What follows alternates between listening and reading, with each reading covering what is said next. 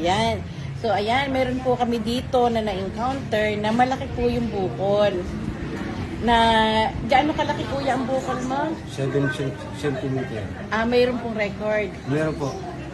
Padadala ko kay Virginia niya, kukuha ko ng picture. Session ko kay Virginia, 6,000. Okay. Sa pag-inom po niya ng Senner Green, ang bukol po ngayon ay lumiit na. Dati po gasantol. Ngayon po ito na lang. Ayan. Oh. Ayan. So ilang araw na po kayo umiinom? Bali, 16 days. 16 days. Ano po ang naramdaman ninyo nung uminom kayo ng Senner Green? Leia, yung product ng Senner Green. Wala naman akong naramdaman. Ang ano na sa akin, pag ako nainom, pinagpapawisan. Tapos, Gluta. Uminom po ba kayo ng gluta din? opo. Pati gluta. So ito po yung ininom nyo. At saka po gluta. Ayan. Ayan. So, nung pong ininom niyo yan, ano pong naramdaman nyo? Yun nga po, sinabi ko nga sa inyo kanina, pinagpapawisan ako, tapos tumakaw sa tulog at sa kain. Tapos, lumiit. Tsaka ang importante yun, lumiit siya. Dati yung 7 centimeter, ngayon po ay siguro 2 centimeters na lang to. Wow, ang galing. Hindi halata. Opo, hindi na po halata. 2 centimeters. Yung comment niya, isesend ko yung ultrasound para malaman niyo po na isishare ko sa inyo yung nangyari sa akin sa buhay ng Senner Green.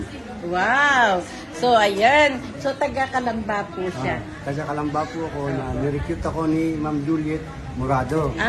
Kay Ma'am Juliet. Ma'am Juliet! Halika rito. Ikaw ang nag-invite sa kanya. Ito po ang nag-invite. Si Ma'am Juliet. Ayan. Ngayon po kasi, nagkaroon po kami ng seminar dito sa Calamba, Laguna. Ito po, tapos na po ang seminar namin. Ayan. May nag-member din po dito. So, si Ma'am Lisel, yung teacher, nag-member din po. So, thank you, sir.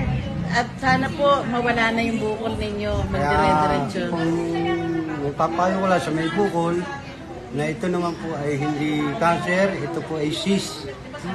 Na inanok po sa doktor na cyst po raw to, na walang pwedeng gawing gamot. Nag-try lang po ako nito.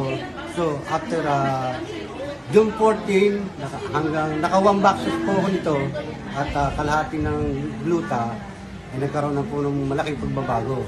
So, pagpapatuloy ko po ang pag-inom nito hanggang siya ay lumiit. Wow, thank you. So, thank you, sir. Thank you po. Okay. Maraming salamat po. Opo. Thank you din po, Ma'am Susan. Binigyan niyo kami ng oras. Sige po. So, thank you po. Pauwi na din po kayo. So, maraming salamat, sir. Yan, guys. Tingnan ninyo. Sa pag-inom ng Senner Green, yung bukol niya lumiit at ipapadala pa daw niya yung ultrasound. So, thank you.